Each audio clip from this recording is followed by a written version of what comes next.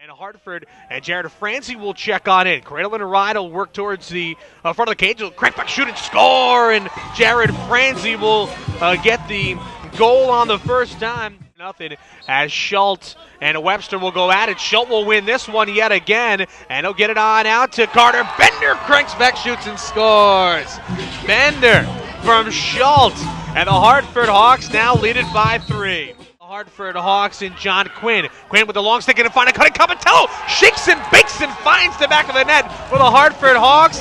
They now lead it 6-1 as they stop the clock with 10.3 seconds to go. Bobcats still controlling in their gold tops as they'll get it on the near side. Wide open and he shoots and he scores. Brandon Curring gets it on the inside. O'Shea goes down low. Will find it again.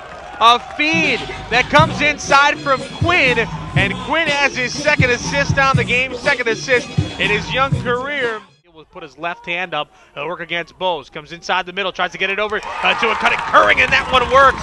4 unanswered goals for the Bobcats of Quinnipiac. And Tate will come into the offensive zone. Here for the Hartford Hawks, eludes a couple of them, dumps it back on out to Ginnick, a spin move, shoots and he scores! Aiden Ginnick on a beautiful move!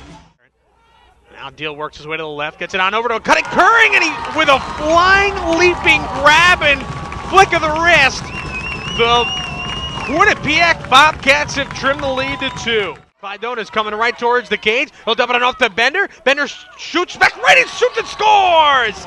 Clydonis over to Bender as they wind up catching the Bobcats back on their heels, and Carter Bender winds up getting a feed from Clydonis. Hartford All Access, Brian Rosari, Pete Lawrence, we got our funny hats on, and always in a good mood when you have a 15-12 victory. Sure. We're talking about momentum first, just looking at the statistics that you guys were able to net a couple goals back to back to back and then pull away.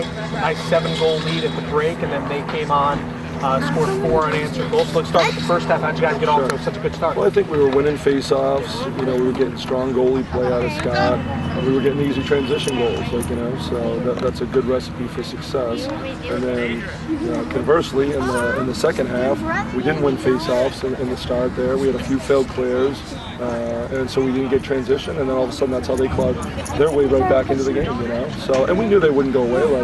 This has been a very competitive rivalry. It's an in-state game, but I'm proud of the way the guys finished down the stretch. What did it mean for your defense? They were 1 of 7 in man-up opportunities, and your defense really kind of just stifled them and really found a way to kind of, with the man-up opportunity, just kind of get away from it, get back to even strength, Sure. And they stepped on up, especially coming from that bad game against the No, from now on we're going to play man down, and we feel like that might throw teams for a loop, and because we seem to do better when we're short a guy, when we're even strength, for whatever reason we give up more goals. So. No, real proud of the effort, and that's not even just today. The man down's been great all year. I think we have one of the better percentages in the conference, and maybe even in the country.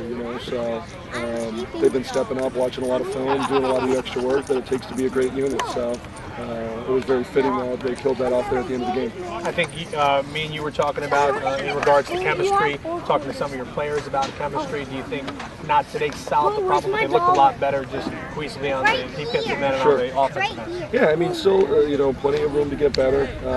But the nice thing is it's spring break now. We can just be full-time lacrosse players every day, for the next week, and hopefully get on a winning streak. And really dial the chemistry in before we hit the conference, so we feel real good about kind of our lineup and kind of what we're doing. All right, well, happy St. Patty's Day to you. All right, so that's Pete Lawrence. Happy St. Patrick's Day to you guys. They'll hit the road. They'll take on the Pioneers of Sacred Heart on Wednesday. They'll return back to action when Wagner comes into town next Saturday. Stay tuned to HartfordHawks.com for more information.